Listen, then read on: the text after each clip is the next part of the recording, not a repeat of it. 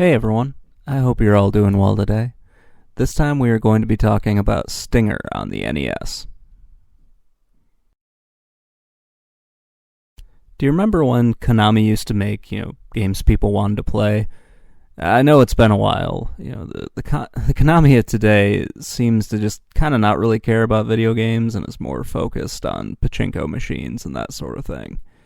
However, in the 80s, 90s, and 2000s, they made some great games. I know the 2000s were a little iffy, but they did make some that were pretty good in that time period. And they also did make Bayou Billy, but, whatever. Stinger is one of the many great games that Konami released on the NES.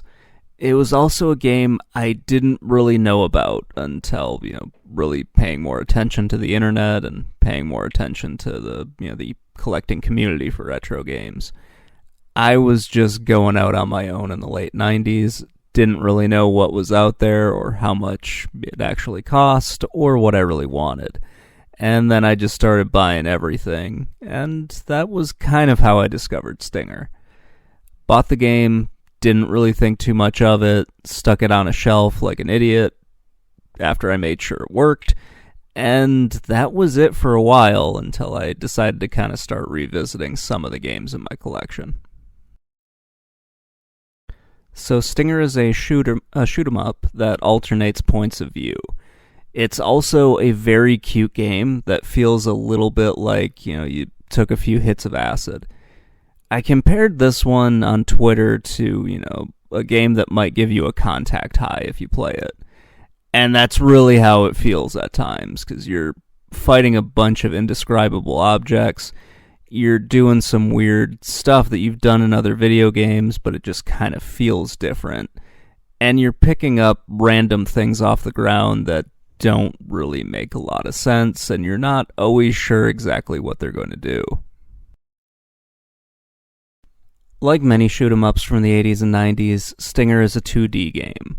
You're normally not normally, but the first level you're side-scrolling, the third level you're side-scrolling, and the seventh level you're side-scrolling. The other levels are all kind of a top-down view that reminds me a little bit of 1942. Except for they're, a lot more fun than 1942. When I first wrote down my thoughts on this, I said it was kind of like a mashup between 1942 and Gradius. It's also kind of similar to the way Thunder Force 2 is set up, where it alternates between side-scrolling and top-down views. But with its art style and everything, I think it's a lot closer to Fantasy Zone. It's still a very different game, but visually it kind of reminds me of Fantasy Zone. Even the ship that you play as, that reminds me of Opa Opa from Fantasy Zone as well. It's a very cute game, but also can get very frustrating, especially with the top-down levels, where I wasn't always too sure where my ship was in relation to the enemies, and yeah, there's a lot of challenge in this game that is fun, but it can also make it incredibly frustrating from time to time. Especially with its power-up system. This is the most confusing power-up system I have seen in a shoot-'em-up from this era. So if you see on the screen, there are these, I think they're orange, but the manual tells me that they are yellow, which, sure, fair, whatever. Those are your power-ups, and also your bonus points, and a few other things. The way you can kind of control what you get is by shooting your power-ups. And you have to shoot them a bunch of times to get them to turn blue, which is a speed boost, get them to turn white, which is a simple weapon upgrade, get them to turn pink, which gives you a laser, they also turn into like a flashing pink-white, which does something else, and flashing blue-white, which does another thing entirely. I never saw the flashing bells, and I never saw the pink bell in this, which just means I didn't shoot them enough, or I just wasn't good enough to get to where those were. Or both. It could very well be both.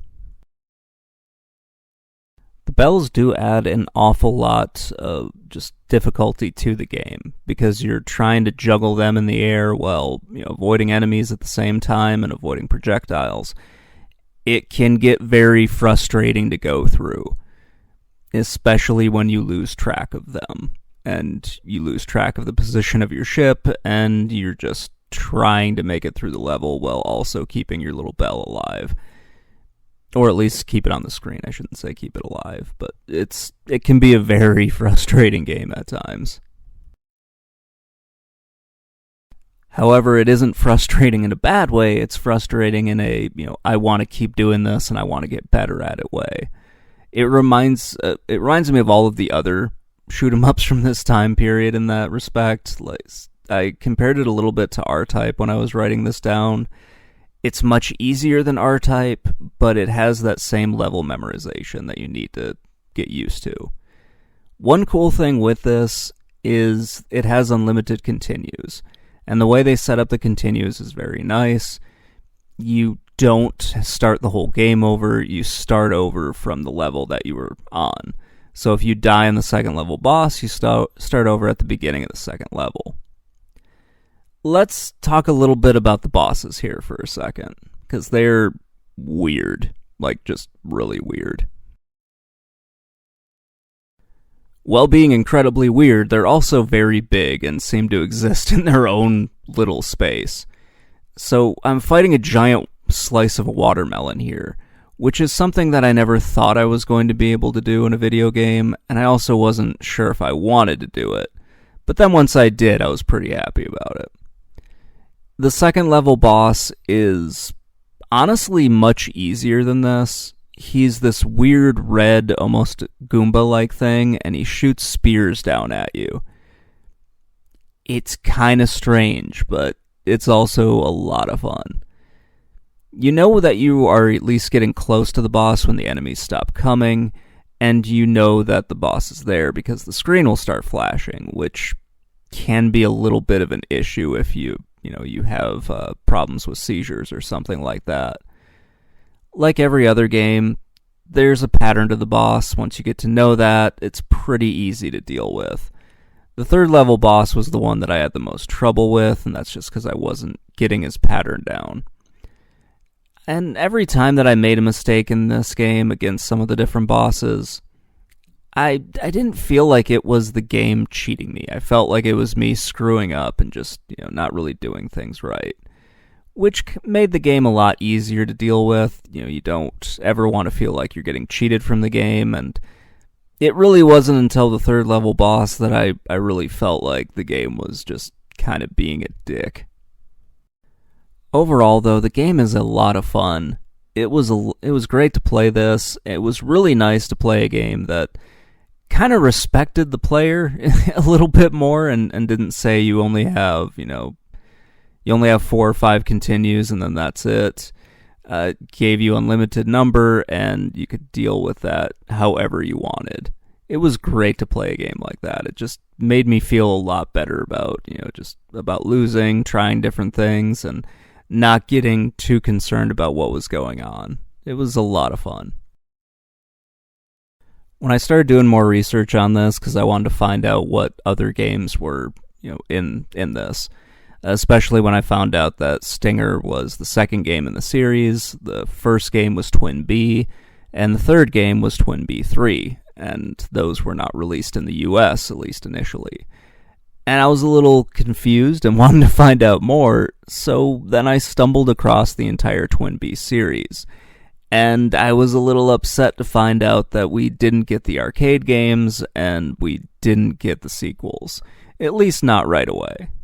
It always frustrates me when I come across a game that I find really enjoyable and I really love playing it, and then I find out that it was part of a series and we didn't get all of it. We only got like one installment, in this case the second one. But they are pretty fun games. I do have the third one on Famicom somewhere. I'll probably end up playing that at some point. Anyway, let's move into my final thoughts and we'll wrap all of this up. I mentioned this earlier, but the more I thought about thought about Stinger, the more I kind of kept getting reminded of Fantasy Zone. I was thinking of the different shoot-'em-ups that I could compare this to, and the one that I kept going back to that, well, doesn't match the game from a gameplay standpoint, it really is the one that looks the most like it, even down to the main character. I think Fantasy Zone fits best as a comparison to this game because they're both kind of that beginning point of a shoot-'em-up. They don't take what they're doing too seriously, and it's more kind of visually easy than the other games. Like, it feels like you're watching Candy or something like that. It doesn't feel like you're stuck in space and you're dealing with aliens or anything along those lines. And, this is one of those games that I wish I had played when I was younger. I didn't even know about it when I was a kid growing up, and, I wish I had gotten it. I wish I had also played the arcade games as well. Anyway, guys, that's going to wrap things up. Stinger's a great game. If you get a chance to play it or any of the other TwinBee games, definitely do so. I'll talk to you guys later, and let me know what you think in the comments below. Bye.